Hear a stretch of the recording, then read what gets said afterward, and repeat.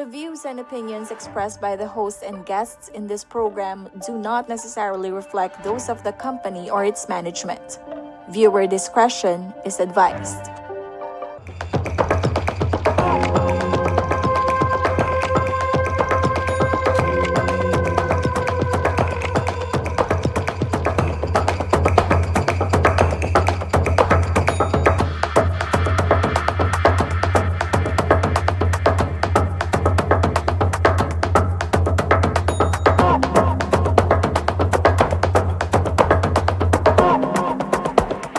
Magandang araw po sa inyong lahat at welcome sa So to Speak, kung saan ang bawat usapin ay ating lilinawin. Tuwing dumarating ang katapusan ng Oktubre, hindi lang mga kalansay, multo at costume party ang tampok. Sa Pilipinas, may kakaibang timpla ng takot, tradisyon at pananampalataya. Naglipa na rin po ang mga tao at puno ang mga terminal ng bus at maging mga pantalan at airports dahil marami nagsisiuwi sa kanilang mga komunidad. Sa panahong ngayon, unti-unti nang naging bahagi ng kulturang Pilipino ang Halloween mula sa mga trick or treat. Punong-puno nga ang Facebook costume contest hanggang sa mga tinatawag nating haunted attractions.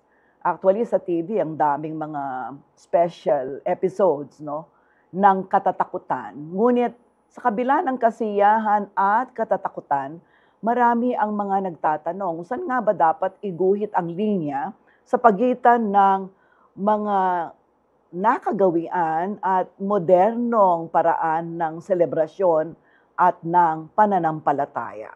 Upang mas maunawaan ito, panoorin muna po natin ang VTR na ito. Dumarating ang katapusan ng Oktubre, hindi lang mga kalansay, multo at costume party ang bida. Sa Pilipinas, may kakaibang timpla ng takot, tradisyon at pananampalataya. Sa panahon ngayon, unti-unting nagiging bahagi ng kulturang Pinoy ang Halloween, mula sa costume contest, trick or treat, hanggang sa mga haunted attractions. Ngunit sa likod ng kasiyahan at kasuotan, tanong ng marami, saan nga ba dapat iguhit ang linya sa pagitan ng kultura at pananampalataya? Ayon sa simbahang Katolika, hindi masama ang magsaya. Ngunit paalala nito, huwag kalimutan ang tunay na diwa ng panahon, ang paggunita sa mga santo at pagdarasal para sa mga kaluluwa ng yumao. Sa Pampanga, buhay pa rin ang mga tradisyong sumasalamin sa malalim na pananampalataya ng mga Kapampangan. Sa bayan ng Guagua, taon-taon ay ginugunita ang 9 na gabing pailaw at dasal. Dito, sabay-sabay na nagdarasal ng rosaryo at pinaiilawan ng mga puntod bilang pag-alala sa mga yumao. Isa pang lumang tradisyon sa lalawigan ay ang Gosu, isang sinaunang ritual kung saan ang mga tao ay umiikot sa mga bahay upang umawit ng mga himno at magdasal para sa mga kaluluwa ng mga yumao. Para naman sa mga kabataan, ang Halloween ay pagkakataon para magpahayag ng pagiging malikhain sa costume, art o social media content. Ngunit sa kabila ng kasiyahan, marami pa rin ang pinipiling panatilihin ang diwa ng pananampalataya. Nagsisindi ng kandila, nagdarasal, at nagpapasalamat sa mga alaala ng mga pumanaw. Holy o haunted, anumang paraan ng paggunita, nananatiling buhay ang pananampalataya at pag-ibig ng mga Pilipino sa kanilang mga mahal sa buhay. Sa gitna ng modernong Halloween celebrations, paalala ng simbahan, huwag kalimutan ang tunay na dahilan ng pagdiriwang, ang paggunita, hindi ang takutan.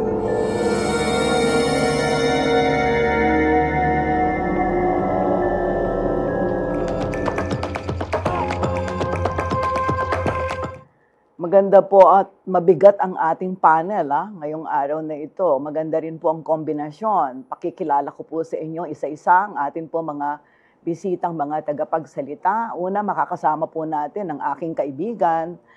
Matagal po siyang naging pari ng simbahang Katoliko at siyempre kilala po natin siya bilang composer, bilang singer. Nakasama po natin dito sa CLTV 36 sa isang napakagandang programa sa telebisyon na punong-puno ng musika. isang cultural advocate at iginagalang na leader ng ating komunidad. Walang iba kundi si former father among Chris Kajang. Nahirapan akong pakilala siya dahil I've always known him to be a priest of the Catholic Church. Bumati ka muna sa ating televiewers. Sa lahat po ng mga taga-sunod, taga-subaybay ng So to Speak, magandang araw po. At maraming salamat at ako'y naging bahagi ng episode na ito. Sana magiging makakatulong tayo upang bigyan ng linaw ang mga maraming tanong at may pagpapatuloy natin ang dapat at kung pwede, tigilan na yung hindi dapat. Hello po. Very Chris ka dyan. Okay. Sa introduction pa lang. Kasama rin natin si Ryan Santiano, isang mananaliksik at tagapangalaga ng kultura. Siya ay nagtapos ng BSc History at may master's degree sa Sociology at Social Studies. Gayon din ng diploma in Archaeology. Sa kasalukuyan, siya ang archivist, researcher at University Museum Curator ng Pampanga State University, dating kilalang DABSU, at dating chairperson ng AB Sociology Program ng nasabing universidad sa mahal kong bayan ng Villa de Bacolor. Yes. Maraming salamat po at magandang araw at binabati ko yung mga taga-subaybay ng So to Speak at lahat po ng nanonood, yung question nila, sana masagot po namin at yung pinag-uusapan dito ay napaka-importante para magkaroon ng impormasyon ang lipunan pagdating ng kanilang pag-uusapan sa isang kultura or sa isang lipunan man. Maraming salamat po. Thank you very much, sir, for coming. Narito rin si Ginoong Jonathan M. Musni, Treasurer at tagapangasiwa sa religious events and activities ng Core Advocates of Santa Ana o Casa Apu. Ating palang Casa Apu, isang masigasig na tagapagtaguyod ng sining at kultura. Kilala rin siya sa kanyang mga ambag sa pagpapayabong ng mga musikang pamana tulad ng Goso. Kanya mamaya, pakinggan natin silang umawit ng Goso, Puni at Serenata. Siya rin ang composer ng opisyal na awitin ng Majiganga Festival ng Santa Ana at Mutya ng Santa Ana. Cultural advocate ng kanilang bayan ng Santa Ana. Welcome to So to Speak, sir. Magandang araw po. Maya pa oras po king Kapampangan. Maraming salamat po sa pag-imbita sa amin para po pag-usapan natin po yung mahalagang topic na ito. Ito po sana'y makatulong sa ating mga manonood. Mabuhay po tayong lahat. Thank you so much, sir. At syempre, last but not the least, para naman magkaroon tayo ng gender balance, ano? Actually, wala nga ang gender balance, Tatlo sila, dalawa lang tayo, no, ma'am? Makakasama rin po natin si Ma'am Teresa Punsalan. Siguro kamag-anak ko kayo kasi punsalan ako sa nanay ko. Punong guro ng Basic Education Department ng Holy Angel University. Siya rin ang isa sa mga katuwang ng Holy Angel University Center for Kapampangan Studies kung saan tampok ang pagsusuot ng mga kasuotang santo bilang paraan ng pagdiriwang ng kabanalan at pananampalataya tuwing Halloween season o tuwing Undas. Welcome to So to Speak, ma'am. Magandang umaga po, Ma'am Sonia, at magandang umaga po sa lahat ng mga viewers po ng So to Speak. Thank you very much po sa invitation niyo po sa araw na ito. Thank you all for coming. Dapat Kapampangan nga tayo, no? Pero sige, pagbigyan natin yung mga hindi marunong ng Kapampangan. At kausapin din natin sila tungkol dito sa magandang topic na ito. Okay, sino po sa inyo ang Katoliko? Ako ata, Katoliko ako. Kami pula. Katoliko kami. Oo. Kasi parang meron akong, may impresyon na mga Katoliko lang ang merong Undas. O All Saints Day, All Souls Day, at nag-celebrate ng Halloween, no? Actually, maraming naguguluhan. Ang Halloween ba ay isang tradisyon ng simbahang Katolika? ano bang pagkakaiba ng All Saints Day at saka All Souls Day at ng Halloween? Siyempre, tatanungin natin ng isang dating pari na nag-aral at nanaliksik tungkol sa tradisyon ng simbahang Katolika. Ang alam ko kasi noong 8th century, si Pope Gregory ang nagdeklara ng November 1 bilang araw ng mga banal o ng mga santo, di ba? Pero later on, parang, ang alam ko nga, 8 days ang selebrasyon sa simbahang Katolika, no? Among. Mahalaga yung unang tanong. Katoliko lang ba ang... Oh, may all... Kasi, ang Katoliko ay naniniwala, may paninindigan, na hindi natatapos sa kamatayan ang buhay. No? Hindi, no, mali yun. Hindi natatapos sa kamatayan ang pagdadasal para sa isang tao. Sa mga hindi Katoliko, most of them, yung mga mainline Protestants, after death, they do not believe that they can still pray for their beloved. Oh, yun ang paniniwala nila. Kaya nga, pag pupunta ka sa Biblia, yung mga hindi Catholics, yung mga Protestants, may missing sa kanilang Biblia. Wala yung Book of Maccabees. Ang kadahilanan kung bakit ang Katoliko ay may Book of Maccabees, sapagkat ang ating paniniwala na pwede pang alalahanin at ipagdasal ang mga yumao ay nakabase sa aklat ng Maccabeos. Okay. So, sa madaling salita, kung pagkatapos ng kamatayan, wala nang pwedeng gawing intercession, there is no sense in celebrating All Souls Day and All Saints Day in that aspect. Pero kung luluwagan ang pag-uusap, pwede pa rin. Actually, meron akong mga kaibigan na pag nagpupunta ako sa Amerika, no? Mga kaibigan na hindi Katoliko, pero they go to cemeteries and memorial parks on November 1 and November 2. But I think basically it is that. Now, yung tanong na, tama ka, si Pope Gregory ang nag-set ng date, no? All Saints Day, yung All Saints Day doon, ito yung ating sinasabi kapag tayo nagdarasal ng creed. I believe in the communion of saints. You will notice that in that prayer, S is not capitalized.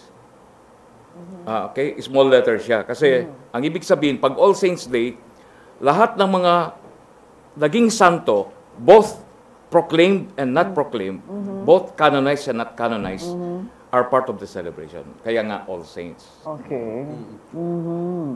Ngayon, Sir Ryan, yung mga Christians, hindi sila Katoliko, pero Kristiyano sila. Meron din ba silang ganitong selebrasyon ng Halloween? O, hindi ko nga alam, Halloween, All Saints Day, All Souls Day. Meron ba silang paggunita sa kanilang mga yumao?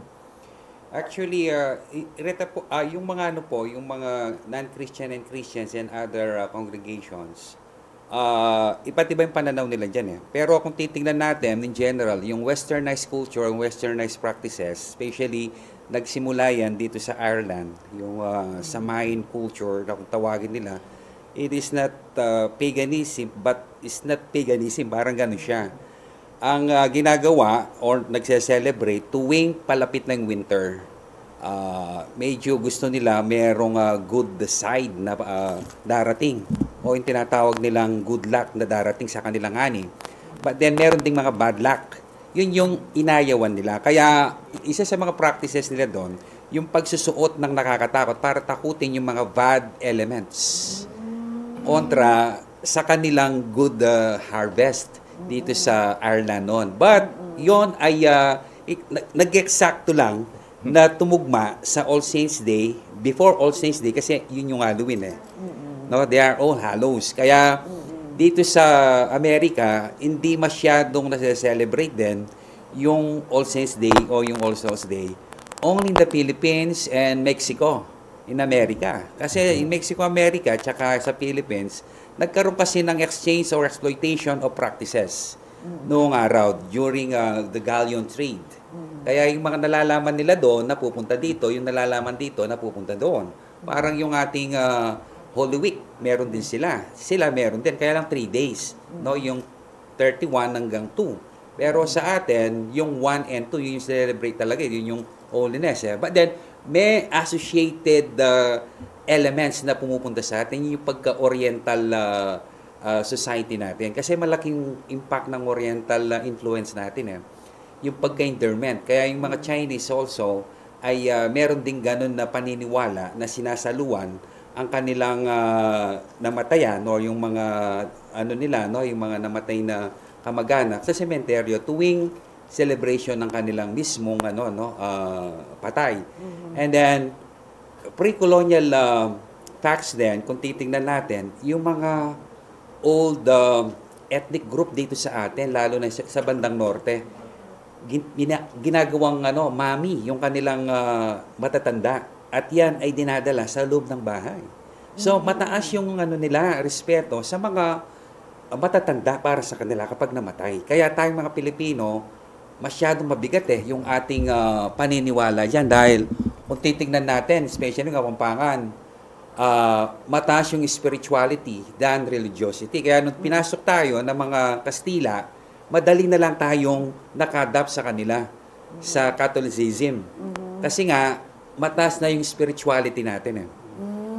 At yan ay dinadala hanggang ngayon, true religiosity.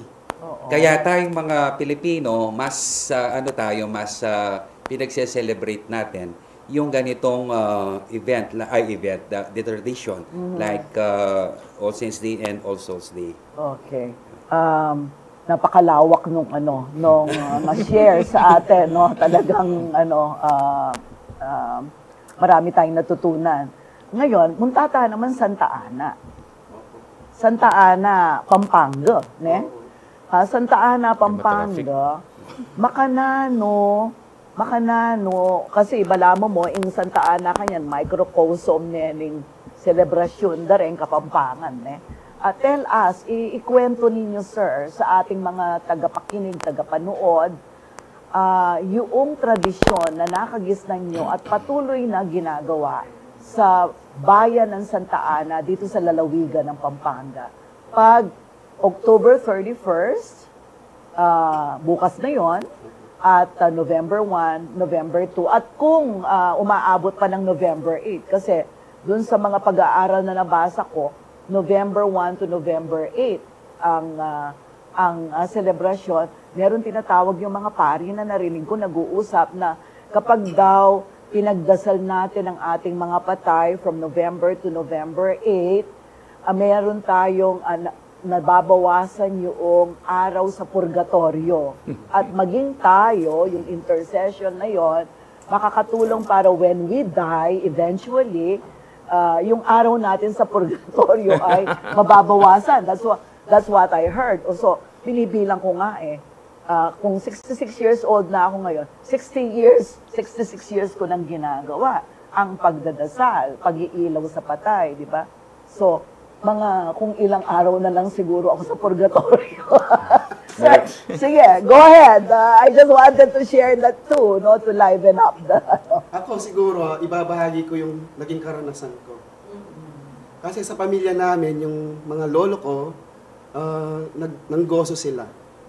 Goso, siya, parang pangangaluluwa sa Tagalog. Pangangaluluwa. Yung mismong kanta, goso yun. Kaso tayo mga Kapampangan, binansagan na natin parang salita, parang equivalent yun ng pangangaluluwa, yung panggogoso. So, pamanggoso. Pamanggoso. Okay. Halimbawa, sasabihin sa amin, nagkakayaan lang kami sa komunidad, sasabihin sa amin, tara, manggoso tayo. Parang gano'n. And then, yun ay... Maliit ka pa. Oo. Ngayon, at yung linuno mo, nanggogoso. Opo. Okay. Yung lola ko, nanggogoso, tapos, na-transfer yon sa mga magulang ko. Actually, nagkakilala yung nanay at tatay ko sa Panggogoso. Oh, talaga? Oh, wow, may love story pa Kasi naganap. Oh. gitarista yung tatay ko, Oo. inaarkila siya sa mga baryo para Okay. tumugtog sa Panggogoso. Oo. And then, ako Ang nanay mo kumakanta. kumakanta. Oh, kanya pala. Ikaw din marunong kumanta, di ba? Actually, choir po ako, kaya Kaya nga, oo. Hanggang sa nagkakayaan nga, and then naibahagi sa amin, sa komunidad namin ginagawa kasi yung Panggogoso. And then yung Panggogoso po, ganito po siya. Parang kanta po siya sa mga santo. And then, sa kanta, nakasulat din sa kanta tungkol sa paghihirap ng mga kaluluwa sa purgatorio. Pero do you get money? Like, from the household? Kasi is it like caroling? Kasi naalala ko, nung aktivista kami, at one point in time, nagtatago kami sa militar, panahon ng diktadurya. Nasa isang baryo kami sa Batangas. Well, namatay na yung ilan ko mang kasama, like Leanne Alejandro, no? Wala kaming pera. So, nataon siya na, yung undas. Ang ginawa namin, nangaluluwa kami, binigyan kami ng pera. Talagang pinakain pa kami. Naalala ko, that was so many years ago, around mga 50 or 48 years ago to be exact. Binigyan kami ng pera para ba siyang caroling sa panahon ng undas? Tama po kayo. Para talagang po siyang caroling. Ngayon po, yung nakukuhang pera, bilang naging tradisyon namin sa Santa Ana, binibigyan po namin yung mga chapel o yung simbahan. Parang nagbabahagi kami. And then kukuha Pero lang kami. hindi nyo ginagastos para sa, alimbawa, pupunta kayo sa pizza parlor para Hindi po. Pagkatapos kasi po pinapakain po kami sa sa mga bahay-bahay kung minsan. So, kung minsan hindi na namin kinakaltas yun sa Panggogoso. Kumbaga, nilalaan namin yun sa chapel. Ganun, sa chapel. Okay, okay. Sige. Ma'am Teresa, kayo naman, binibihisan nyo ang mga santo. Hindi kayo yung naggagawa ng mga o nag-encourage ng mga costume na pang-Halloween na alam natin sa Western, yung mga nakakatakot. Okay. So parang what we have done po no sa Holy Angel, it started po in 2011 when our Vice President sa External Affairs, si Sir Robbie, saw this practice po sa Cariana Monastery. So nakita po niya na the children were dressed in saints. Contrary po sa nakagawian na Western practice nga, na they have to be clad in terrifying costumes. So what we did po, first naming celebration ng Catholic Halloween, as we call it po sa Holy Angel, is to encourage all of our students. So we were able to gather about 615 in 2012. Yung pong ating mga estudyante from grades, preschool hanggang grade 6, they were clad in saints. They would have to research together with their parents kung sino po yung santo na most appealing to them, and then research about their lives, and then try to dress like them, and imbibe po. So it's more of a positive reinventing po. And then after the Holy Mass po, they would go to the different units po sa university, wherein inadapt naman po namin partially yung parang trick or treat naman. So the unit offices would now give treats po sa ating mga bata na nasa saintly costumes from one department to the other. At iyon din po yung practice na ginawa ni Bishop Ampo back then, na siya po yung parish priest ng Holy Rosary Parish, and then naging banner photo po ng Philippine Daily Inquirer. From then on po, naging practice po siya annually sa university. Ang ganda, I will have to... Hindi na-televise yan, no? Opo, may cover po. Nako-cover daw ng CLTV 36. Uy, panoorin natin yan. Siguro dapat mahaba-haba para makita.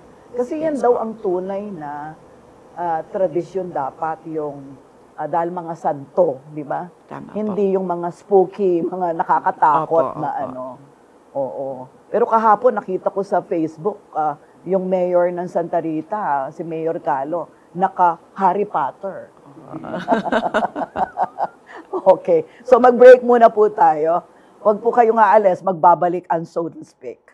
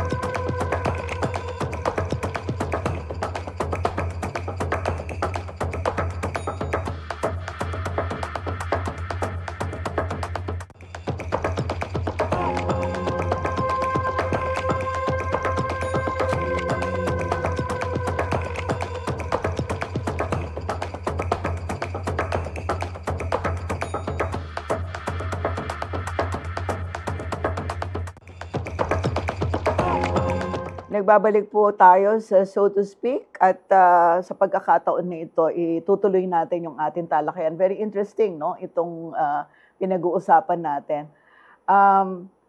Mong, hindi ba may compose kang goso, ne? Naning lamanan ning goso, makatakot. Tungkol king nano. Tungkol saan? The original intent and original content is prayer for the faithful departed. But since it is closely associated with all saints, when you do goso, you pray for the souls and at the same time ask for intercession dun sa patron saint ng lugar. Kaya nung ginawa ko yung librong goso na pinablis ng Holy Angel University, I went around Pampanga, identified all the major patron saint, at ako'y gumawa ng titik at musika na ang mode ay goso. Ang goso kasi, pamamaraan kung paano kinakanta ang isang bagay. So meron siyang merong rhythm, May rhythm, oo. So halimbawa ng rhythm. Madaling sundan, ano? Dahil senior ako, at more than 600 nang nagawa kong kantang, hirap nag-memorize, no? Pero yung opening ko sa aking libro, Nanggali at Gosu, it is actually a synthesis, a summary of what you will see in the book. Okay. Gale at Gosu para ke kayu o pakamalam yang ubye para ra ra ra ra ra ra ra ra ra ra ra ra ra ra ra. But my goal in doing the goso is to help render orthodoxy to the existing tradition. Okay. Kaya ginawan ko pinasukan ko ng theology ng spirituality para hindi basta-basta. Palagay ko yung dahilan kung bakit nanalo tayo ng National Book Award. Nakita nila yung kasi nanalo ba ng National Book Award? Kasi kakaiba. I was told that ngayon pa lang nagkaroon ng uri ng aklat na nagsasalita tungkol sa pagdiriwang ng All Saints Day at saka All Souls Day. Pero I hope you don't mind, no?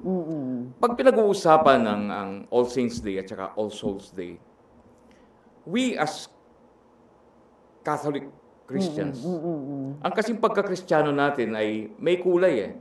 Okay. It is called Judeo-Christian tradition. Okay. In other words, malaki ang impluensya ng mga Hudyo, ng mga Hebreo sa ating paniniwala. Una, we live in a spirited world.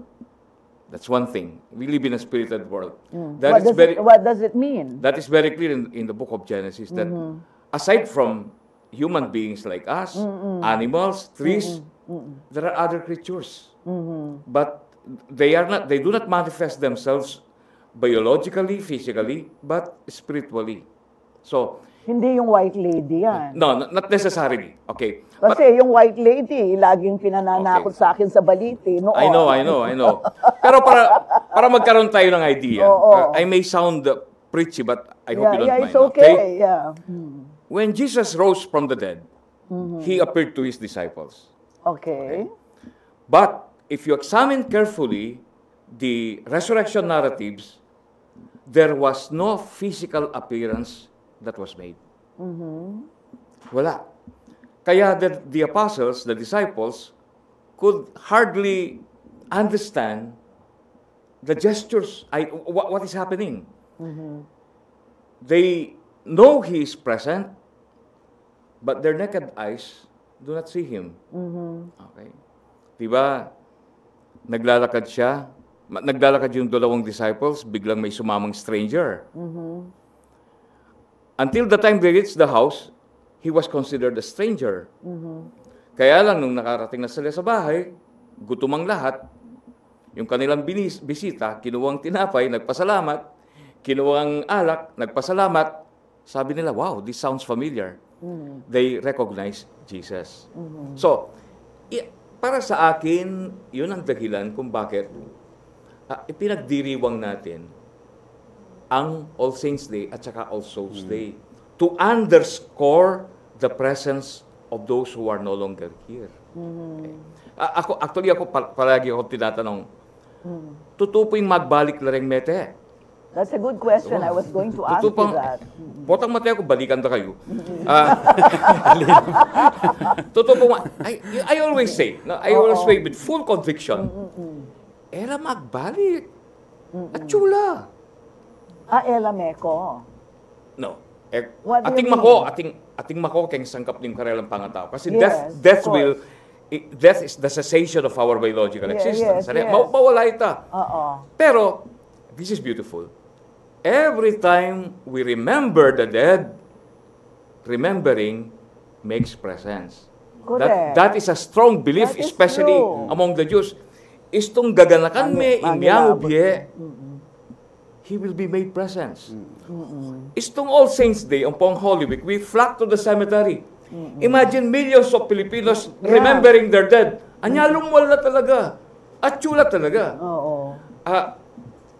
One At story. Chula, we keep talking about them kasi, di ba? One And story. then mamanganta pa with them. Yes.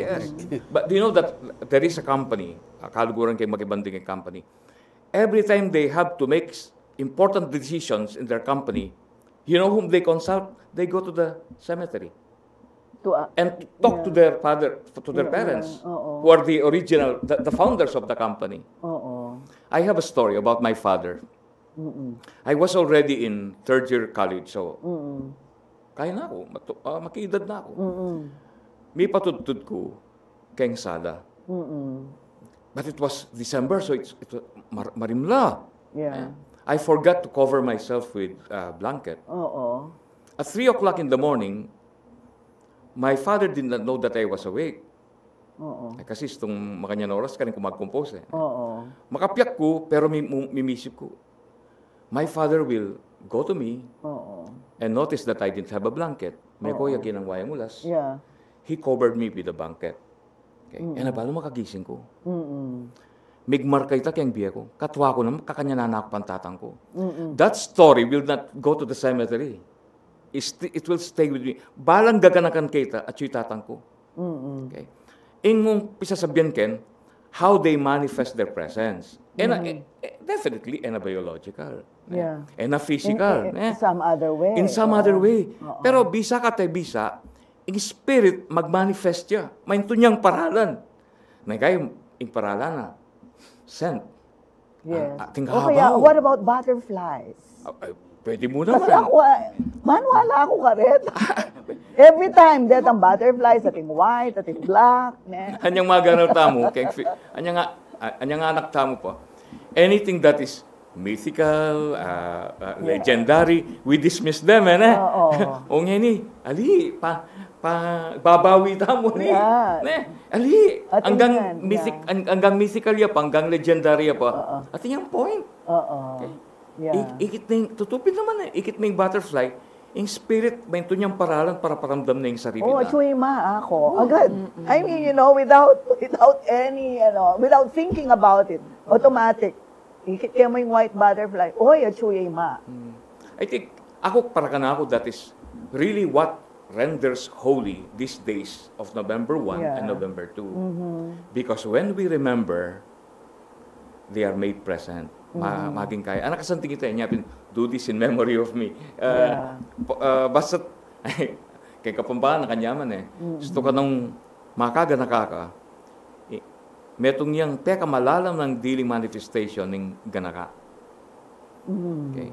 Then talagang taong maganaka, ila ring taong pane, ganaka. Makaganap. At itamong Pilipino, sobrang ang ating pag-alala sa ating mga yumao. Yeah. They still I form. think so too. Yeah, they still form of... You know what? Kasi, I've been to places other than Pampanga on All Saints Day na gagawan. Hindi namin usually ginagawa. For example, at one point, after we went to the Memorial Park, October 31 and November 1st, at around 9 p.m., we decided to go to Baguio. my family, ne. Nakarating kami sa Baguio siguro, hating gabi na nga. Tapos puro fog, hindi na namin makita yung dinadaanan. So, tumabi pa nga kami. Alam mo, November 1, November 2, nakasarado ang mga establishments. Wala kaming mabilhan, wala kaming makainan, wala halos tao. Kundi yung mga, mga turista sigurong kamukha namin. Napag-alaman ko dun sa yung mga taga ron, na dahil, di ba, maraming nagtatrabaho sa Baguio na galing sa baba, nag-uuwian.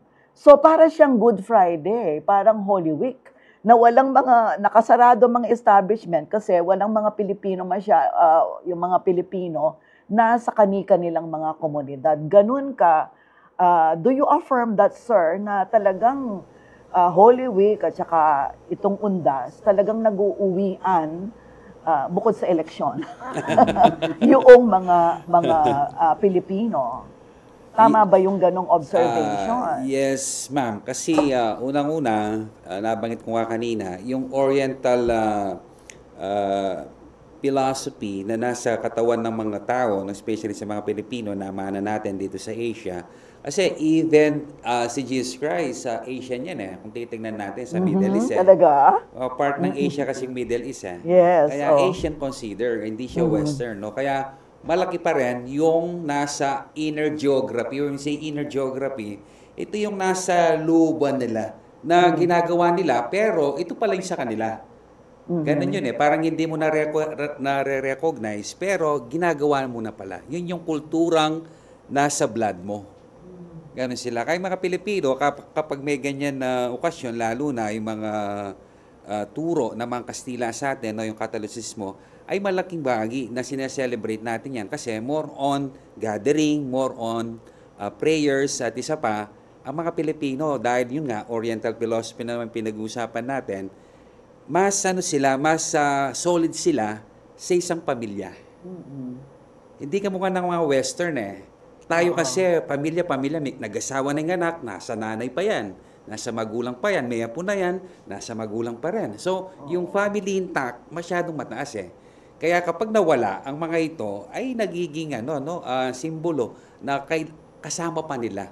Oo, ganun yan ng mga Pilipino. Kahit anong okasyon, Pasko yan, New Year yan, nagse-celebrate yan, na pamilya talaga. Kaya dito, sa Undas, actually, yung Undas, parang honorary eh.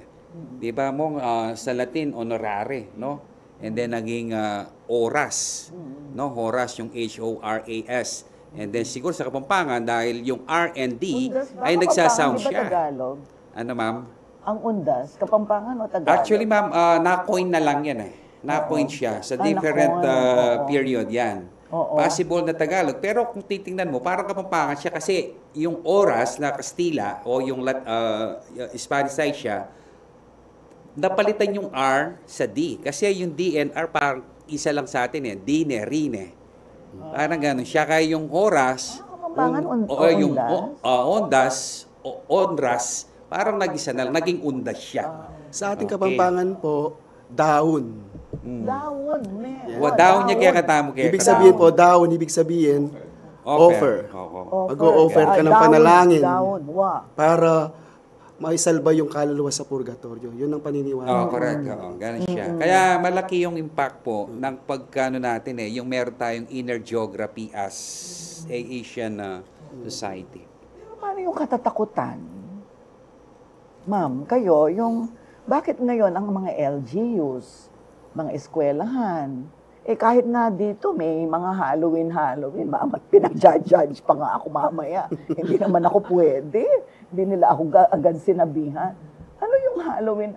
Kasi kami, sa family namin, wala kaming ganon. Detang Halloween, yung spooky na Kasi sa amin parang, ang nakagisnan ko, kasi taga-Bacolor ako, puro paghahanda ng pagkain. Ng kandila, mga months. Ako, several months ago pa, nakabili na ako ng mga kandila. Naka-order na rin ako ng rooted halaman na flowers kasi nagtitipid na ako. Kanya rooted para matagal ang buhay, no? At saka baka pwede ko pang iuwi later para buhayin pa, no? bakit makanya? Bakit ganon? Ano yung ano? Bakit parang dahil sa commercialismo para bumenta yung mga bagay na yun? Kasi sa mga malls, di ba katatakutan spooky things ang nakikita natin, ma'am? That's right po. So, taking it po from the sharing of the other panelists here, no, I think it's an adaptation of the Western practice. At ngayon po, nasabi ninyo, Ma'am Sonia, it has become really commercialized po. Yeah. And it's something na it has become also a strategy of the other business sectors po natin, that it is also a season that they're looking forward to parang iba't ibang events sa mga malls, sa mga subdivisions. So yung nangyari po sa aming community sa Holy Angel is to reinvent it, because as it was mentioned and shared by Among a while back, when we remember, we make live, we make present, we immortalize po yung buhay po ng ating mga departed. So that would include po yung ating mga saints. So instead of maging terrifying po ito at horrifying, so binalik po natin yung we immortalize po yung buhay ng ating mga santo, at yun po ang magiging example or ehemplo ng ating mga younger kids over the Western practice na na-adapt po natin na maging festival po ito ng mga ghosts at iba't ibang spirits. Parang ganun po. Alam mo, importante talaga yung binabalikan mo yung original intent. Ngayon ko lang nalaman ito, ha? Kasi ako, maybe because of my theology, of my spirituality, talagang totally dinidismiss ko yung the haunted aspect of All Saints Day. No? Talagang wala sa akin yan. I just dismiss it. Nonsense ko. Pero yung nalaman ko, salamat, kaya ako dapat tayong makinig sa mga nakatatanda eh. Sir Ryan. Ngayon, if his story is really that's the story, kaya pala nakakatakot kasi they're trying to drive away. Yeah, the evil spirits. Yung mga kalaban nila. If that is the intent, ang ganda pala ng pinanggalingan. Kaya lang, wala nang nag-iisip ng ganyang panahon. Ang ngayon, nakakatakot na lang. No? Parang, itapin, may contest kung sinong pinaka-nakakatakot, yun ang mananalo. Pero, based on his research, ang ganda pala no, ng origin. Importante para sa akin. Like, parang scarecrow, na yung tawu-tawuhan to drive. Agricultural, di ba? Yung mga, Impest, tatabi nila. Tinataboy. So, parang yung mga Chinese, they make noise to drive away the spirit. Yeah. In that aspect, saludo ako sa tradition.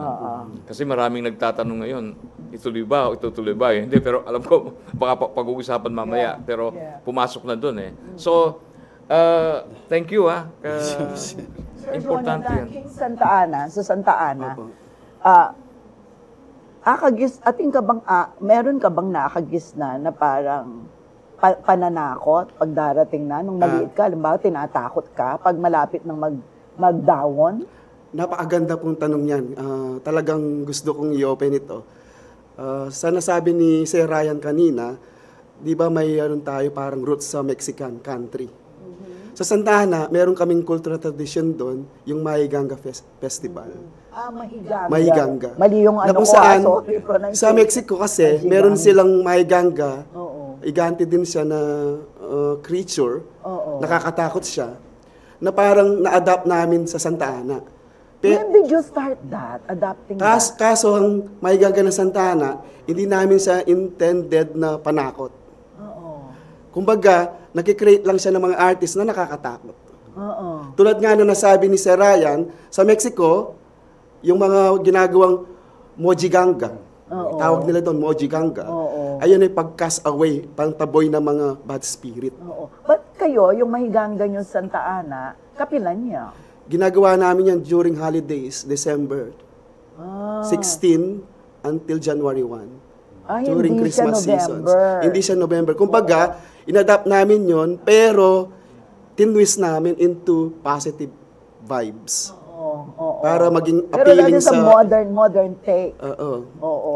Kumbaga, nagkaroon kami ng twist na sa halip na nakakatakot, ginawa namin parang wholesome sa mga bata. Pero, it seems na nagiging, parang yung mga bata natatakot din kung minsan yung artist, kahit na hindi niya intention, nagagawa niyang nakakatakot. Pero hindi Pero yun ang siguro, intention the back namin. of the artist's mind, talagang nananakot. Oo, yun. Yun ang siguro pwede kong i-share sa inyo. Oo. So, sabi mo kanina, yung mga lolo mo, magulang mo, naggogoso, yung love story nga ng magulang mo, nanggaling sa pamanggoso, di ba? Meron ka bang alam na kantahin sa mga goso ng magulang mo? Bigyan ko po kayo ng konting linya, no? Sige. Kapampangan po siya. Okay. O makibale makamal, tutudyong binang manyaman, linob kepong linapastangan, kenimpas bulyuking dalan. Ganun po siya. Okay. galing. Yun naman sa'yo, yung meron kang kinanta kanina eh. Yung, Kasi nung bata kami, oo. alam mo, laro, pero magaling pa rin eh. Ang creative kasi ang Pilipino eh. Pag natinig ko yung goso, ang unang naaalala ko, hindi yung magandang salita, no? Kundi yung laro. Sige. Hoa puming makibale, makimanok lalambale, nungeyuke dinan 20, panalangin da kong mate. But you know, that line has... Mga pilyo, mga batang But pilyo. that line has a point. Yeah. There was a time in Pampanga when the family, when you go to the house of a family, ay walang financial capability. Alam mo kung anong ibibigay? Yung halaga nilang manok. Yun ang ibibigay. Yeah, I still, may naabutan po pa akong ganyan. O kaya, bigas. Okay, kung farmer yan, bigas. Oo. Kaya itang kantanggang malikot siya. O apuming makabali. Makimanok lalambali. Nung ako sana kanita, itang manok kinangadwang ko yan. Okay, so, kaya mo ita. Wala mo banta to... Okay. Yeah, okay. Siguro sa puntong ito, mag-break muna tayo. At huwag po kayo nga alis, magbabalik po kami.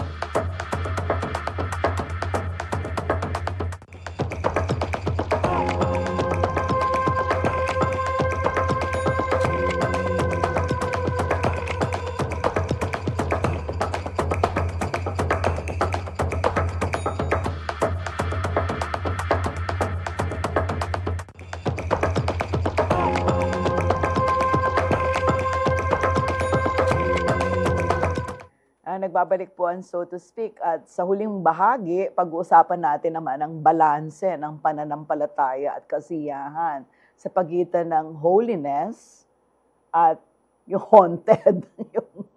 Teka muna, meron bang balanse yun, no? Parang akong iniisip ko pa yung balanse ng ng commercialismo at ng selebrasyon. Ang undas ba, parang hindi naman siya malungkot, no? Ma'am, parang hindi malungkot. Parang mas malungkot ang Holy Week, di ba? At least sa mood. Sa mood, di ba? Yung pag All Saints Day, kasi reunion eh. Tama po. Uuwi lahat, tas kakain, kwentuhan, pinag-uusapan namin yung kanino nagmana, yung ilong namin, bakit malaki, ganyan. Kasi lahat inaano na, kanino mo naman na yan, kang abuntitang, ganyan, yung mga nire-remember namin yon. Natural na nangyayari. And so, it's a happy occasion. Paano natin, is there something wrong with that? I think po, base rin po no, sa intent and purpose pa rin. So, it becomes something na everybody's looking forward to because it's going to be a break from work. It's going to be a break from nakagawian po natin. And there's a declaration of walang pasok. So, everybody like goes tomorrow. back to the provinces po. No? And it becomes a family gathering. It becomes a family reunion. And pag ganun po ang ating intent at purpose, it should be something that is festive. And to add to that, we remember those who are departed and we immortalize them by talking about them. Yeah. Opo, no? So it should be something still na, it should be a happy occasion po. Oo. So, hindi ito about hindi ito tungkol sa mga haunted na mga bagay. Hindi. Opo. Yun lang po. Mas tungkol siya sa remembering yung namatay dun sa yung qualities niyang positive qualities niya, ganyan. Hindi man natin pinag-uusapan yung mga nakakatakot na bagay tungkol sa, yan, nayapo mo, kaya nakakanyan. Walang ganun eh. O may ganun. Kasi parang merong ganun aspect eh. Hamong, parang may aspect ng actually, nakakatakot dahil baka nagbabalik yung patay at hinohaunt nila tayo. Yung parang ganon. Ako, to help, again, using the line, to help render orthodoxy sa mga practices natin. Nakakalungkot lang, ang Pilipinas ay more than 80% Catholic. But during days like November 1 and November 2, there are official celebrations in the church. Pati itong pamanggoso, ngayon ay meron ng tinapat na official ng simbahan. Pero ang Pilipino talagang mahilig sa popular devotion. Okay? So, ang ngayon, ang dapat magiging maliwanag sa ating mga mananampalataya, there are now, actually there has been, lalo na ngayon pinatibay, official celebrations. Like, during All Saints Day, may misa to celebrate All Saints. All Souls Day, may misa to celebrate All Souls. Ang dahilan kung bakit ang Pilipino hindi nakikita yung substance, yung essence, kasi tayo'y nag-concentrate hindi sa official celebration, kundi sa popular devotion. Kasi mas kaakit-akit ang popular. Okay? Buti na lang ngayon, sa mga memorial parks, sa mga sementeryo, may misa na. Kasi pag nagsimba ka, madidinig mo kung ano ang original intention ng simbahan, kung bakit diniklara ang November 1 as All Saints, ang November 2 All Souls. Kasi there is a relationship between the two. No? So ngayon, actually, baka lumabas sa usapan ito, no? Iniisip ko rin kung bakit napakarami nating Katolikong Kristiyano pero nangunguna tayo sa korupsyon. Tama. Magandang tanong.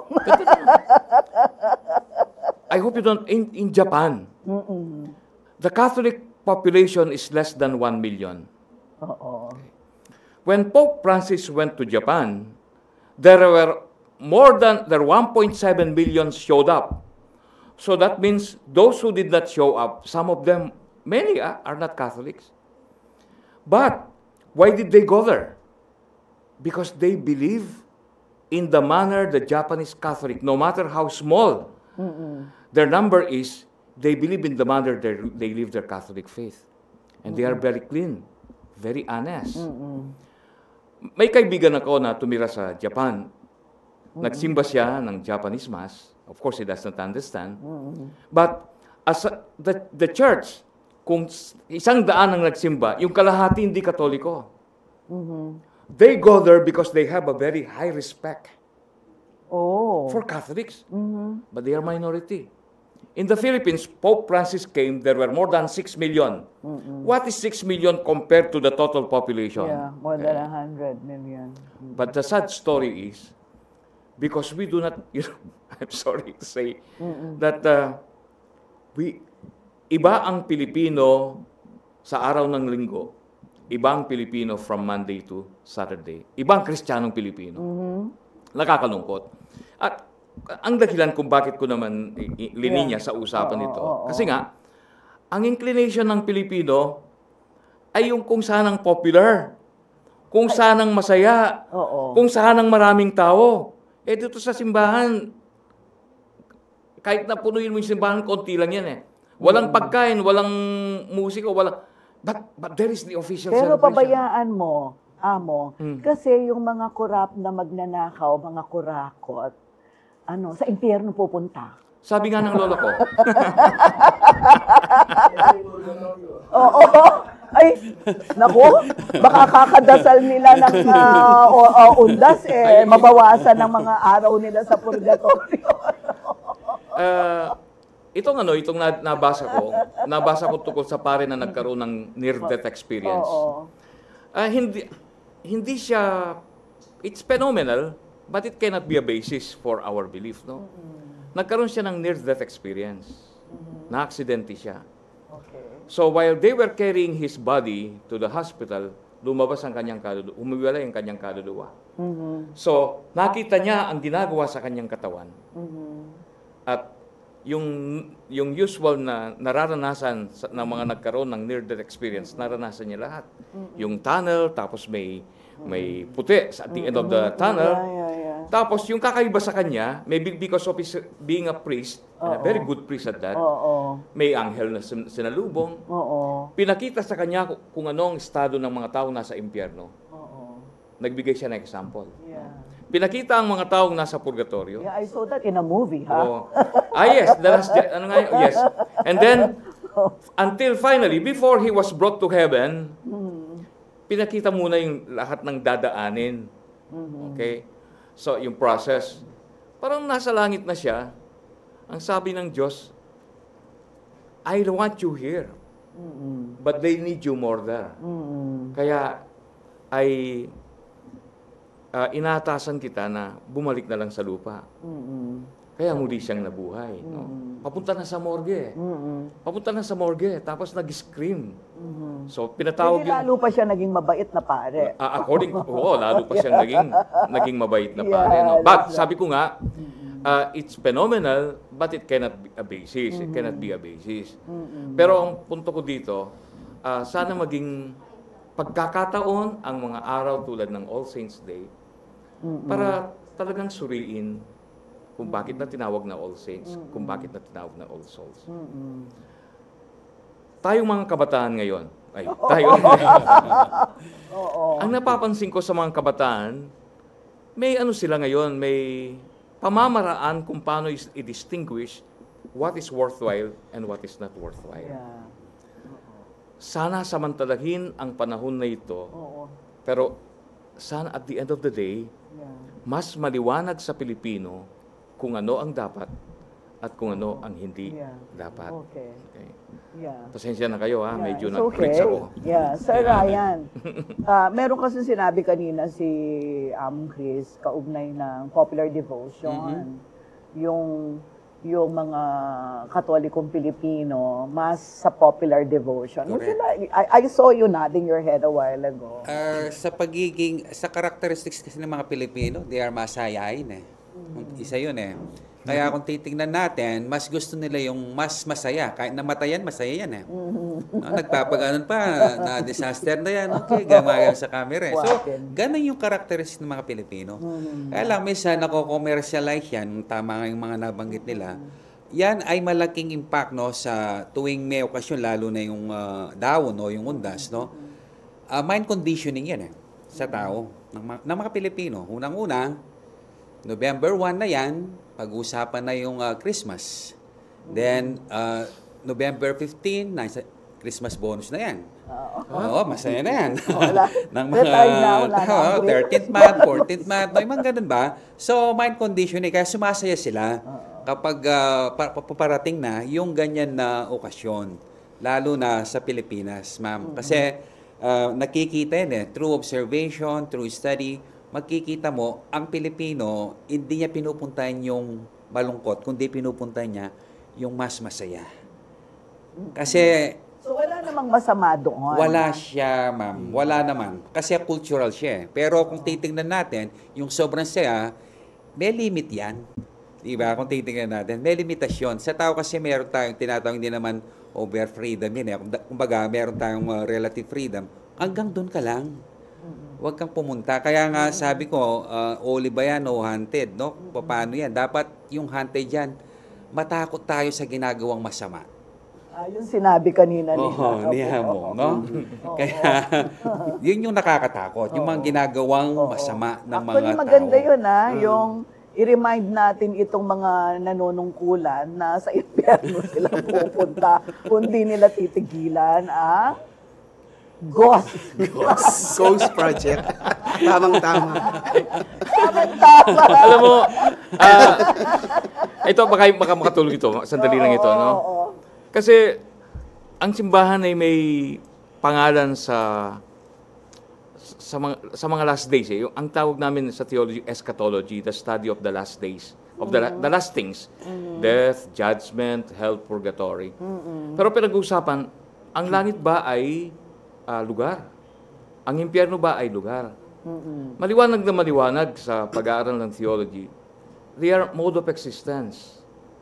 Okay, so state of living. Yeah, parang nasa impyerno nga tayo mga Pilipino. Actually, alam mo, kahit hindi pa napaparusahan, pero dapat sana maparusahan. Pero ngayon pa lang impyerno na eh. Alam mo, mayaman na mayaman sila, pero hindi sila makalabas. Nagtatago, nahihiya. That is torture. True. But we are equally tortured. Yes, I know. We are paying taxes and all.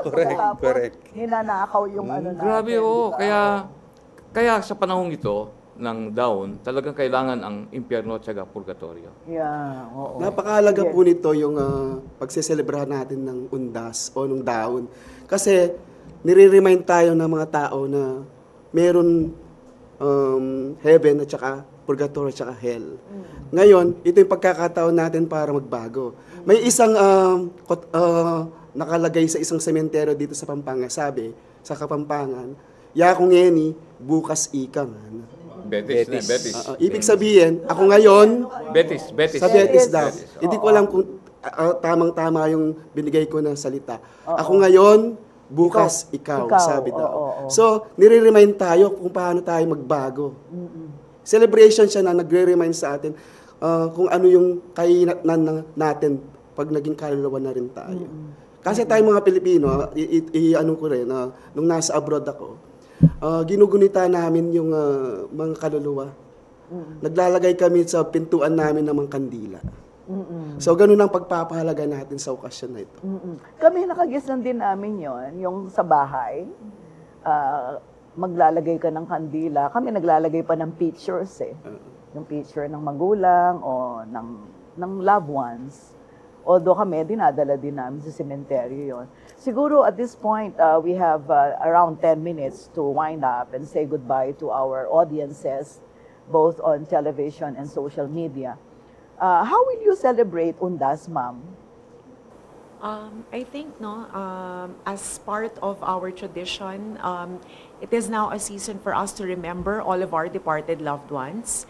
And it is also an opportunity for us to relive their lives by telling the stories about them. And in that particular aspect po, we remember them.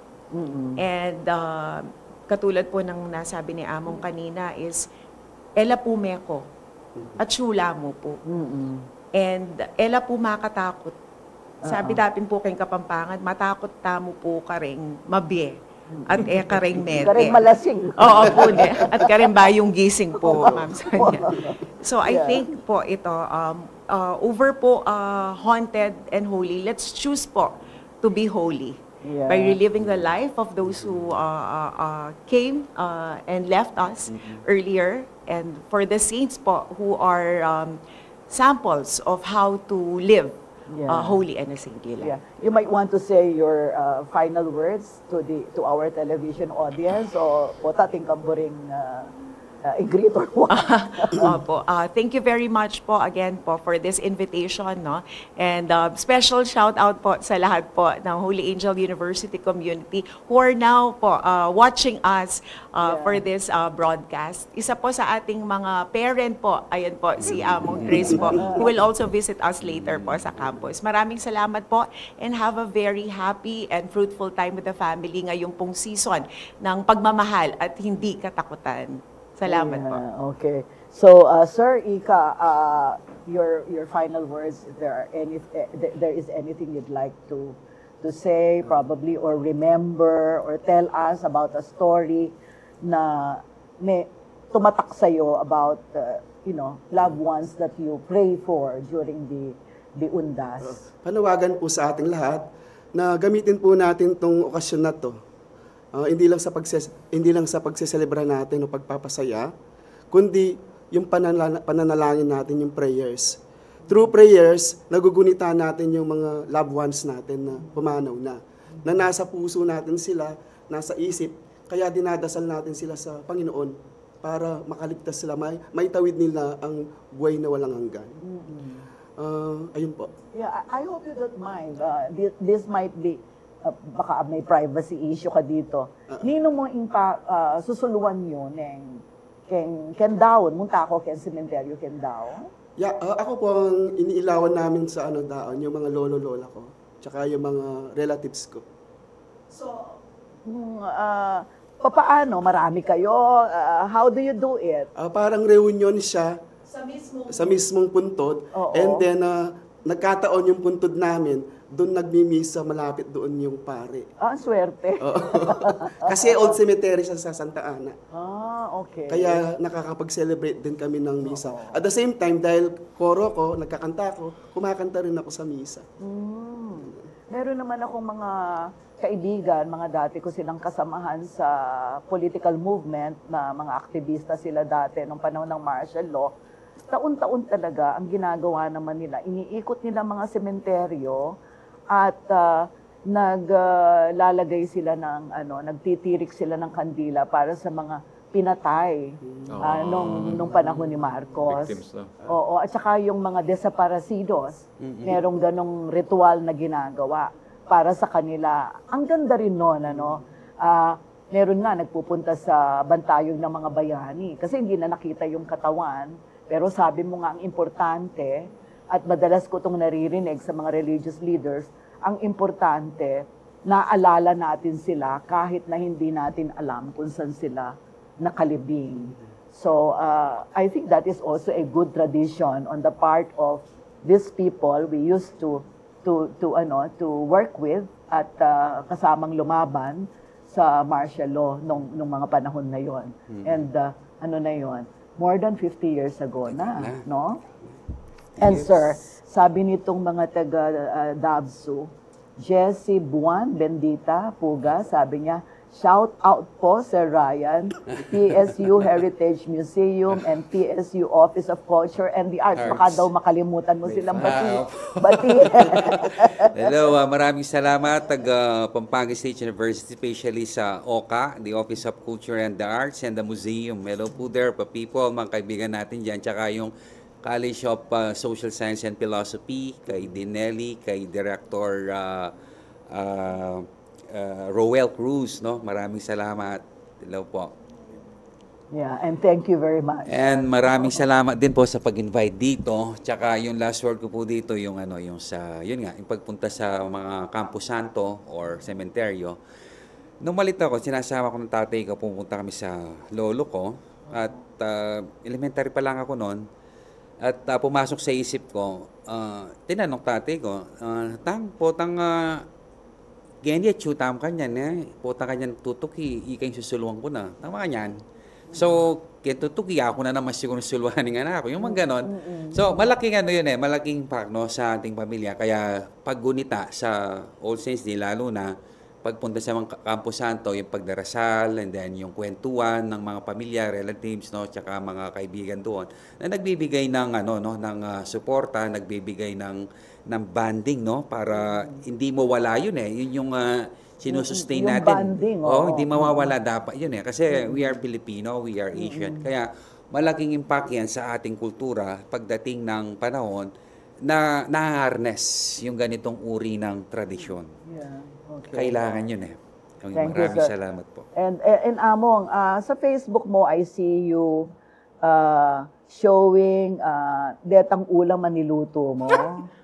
Tutulo ko wawa eh. Kasi bala mo biyasaya. Well, ko patikman eh. Ko patikman yung luto mo. Because you never invited me to any of the feast where you cook the food. Pero itang luto ng mother mo ata, tikman ko na, or kapatid, di ba? Once upon a time, I used to frequent this place kasi actually, nag-inspire ka na ako to, itang mag-ayos bale, garden, and everything. Yeah. Because, niyang makatok ng kepa bulaon kanita, talagang ma-inspire ko kitang kayang lugar, itang karinan. Ating kang particular na food na piprepare kapag undas, nadadala mo king sementeryo, or any one of your siblings or relatives. Kasi ako, bringhi, ingagaga na ka ako. I-mother ko, ngamin ang mikalugod ang pong mipate, huli ng pamangan. Istong All Saints Day, bayita, we go home to visit those who went home already. Yes. So All Saints Day and All Souls Day is about going home. Itang Pilipino po tang uwian na, nakatakasaya. I think more than anybody in the world, Filipinos love to go home.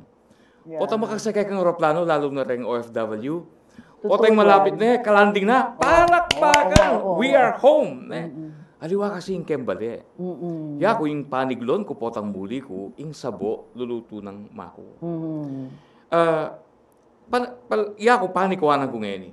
Ing swam, ing bulang lang, ing balatong, hanggang sa boyang ebon. Kailangan kumpiran mo ko na. Sige, ay. So, mumuli ka, uli ning luto ng ima. Yeah. Aliwang klase ito eh. Kanya may sangkit ng dima ko. Anong sikreto mo? Ara rin kapatid ko. Actually, all of the ingredients that you use for cooking, we also use. My mother will tell us, and this is very important for me, you know what's lacking? Yaku potang magluto kaya magbuisit. Potang magluto ko, aga ka nakako, potang magluto ko, pakasamas ng ko, uling ring pakanang ko, kaluguran ko la. Okay. You will go to heaven. My point here is, naningawas na kanina, what my mother was doing for me, miras king gray line ito. It will remain in my heart. Mag-manifest kang miyayaliwang paralan. Pota nga pa paninaptala, rempe nga rita mo, mararas malilyarita. Ako potang ating kong issue kang biya ko, muli ko. Itong kinawal na akong mako, pag, aning kawal kang Tagalog, pag inakap ako ng nanay ko, he does not have to say any word. I know that I'm not alone. Yeah, that's enough for I'm not you. alone. Okay. So, kaya mulita na kanyan kasi payari na. Yeah, Pin. Say goodbye now. Say All Saints goodbye. Day and All Souls Day is about going home. Yeah. Atin pa pong oras. Thank you. Mag-shoutout, tita. Sige. Shoutout po kung sa lahat ng gustong pumunta sa Santa Ana, yasis po kayo ng Casa Apo. Kasi yung Casa Apo, siya yung nagpo-promote ng cultural tradition sa Santa Ana. Papakainin po namin kayo ng masasarap na pagkain sa Santa Ana at ipapakita po namin yung mga magandang tradisyon tulad ng Mahiganga. Santa Ana. Sa Santa Ana. No, do you have a particular office? Sa munisipyo ng Santa Ana. Mayor din ang Labong. Yes, Mayor. Shoutout po kay Mayor din ng Labong at saka sa founder namin si Allen Luis Dizon Jr., si Architect Joseph Lee Dizon, tsaka si Dustin. Kasama po namin sila. Maraming salamat po sa invitasyon. Thank you very much sa inyo. Thank you po for coming. Bago tayo magtapos, isang huling mensahe mula sa ating mga, nasabi na ng mga panauhin natin ang mensahe. You're not paying attention. Ngayong panahon ng Halloween at Undas, may kanya-kanya tayong paraan ng paggunita. May nagkakasiyahan, may nagdarasal, may bumibisita sa sementeryo. Ngunit anuman ang ating tradisyon, naway manatili sa puso ng bawat Pilipino ang tunay na diwa ng panahong ito.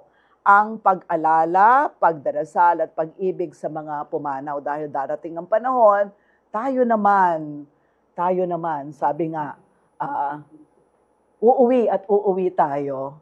Mapapanood ang So to Speak tuwing Miyerkules ng hapon mula alas 3 hanggang alas 4 sa CLTV 36 sa official Facebook page, YouTube channel at sa Free TV. At tayo po ay meron ng 1.7 million viewers o followers sa Facebook. At nagpapasalamat po kami sa inyong pagtangkilik. Ako po si Sonia P. Soto at ito ang So to Speak. Hanggang sa susunod nating talakayan. Maraming salamat po.